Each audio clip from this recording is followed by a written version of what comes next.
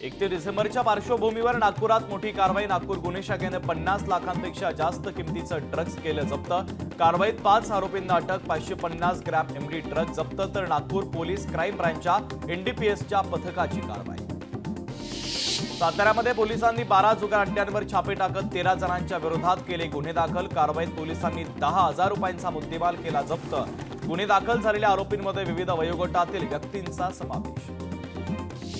कलाकारांच्या सन्मानाला बाधा येईल असं कुठलंही कृत्य खपवून घेणार नाही, योग्य ती कारवाई केली जाईल। मुख्यमंत्री देवेंद्र फडणवीसांनी प्राजक्ता माळीला दिलं आश्वासन। एसटीच्या वाईंदर पश्चिम येथील जागेचा महानगरपालिकेच्या माध्यमातून विकास करणार।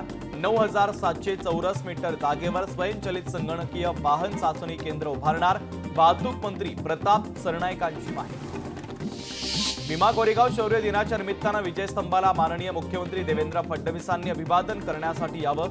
परिसरातील सुशोभीकरणासाठी 100 कोटींची तरतूद, मात्र अद्याप कामाला सुरुवात नाही, सचिन खरातांचं वक्तव्य।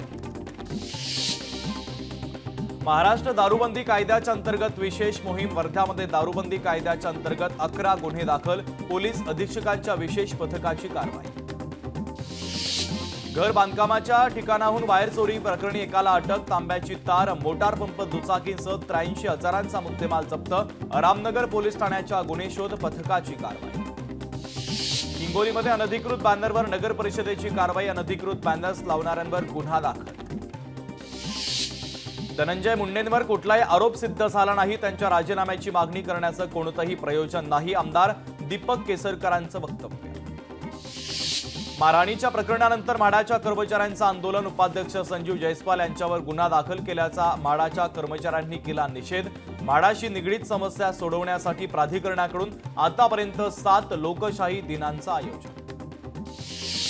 पोलिसांनी अंजली दमानियांना बीड प्रकरणापासून दूर ठेवावं, राष्ट्रवादीचे प्रवक्ते सुरज चव्हाणांची सोशल मीडियावरून बीड पोलिसांकडे मागणी।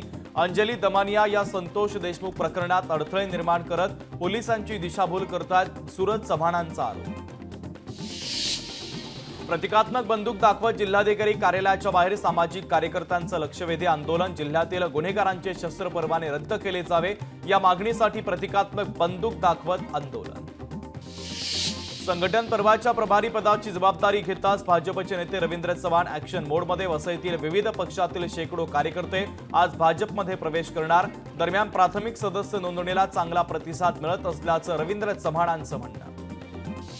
बिहारचे मुख्यमंत्री नितीश कुमार कालपासून दिल्लीच्या दौऱ्यावर। नितीश कुमार आणि भाजपमध्ये तणाव असल्याच्या चर्चा, तर बिहारहून निघण्याआधी नितीश कुमारांकडून बड्या अधिकाऱ्यांच्या बदल्या।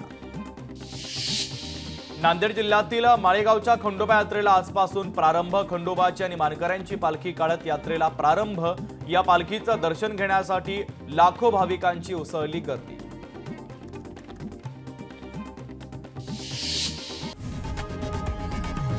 लोकशाही मराठी ऐका, पहा, जागरूक रहा।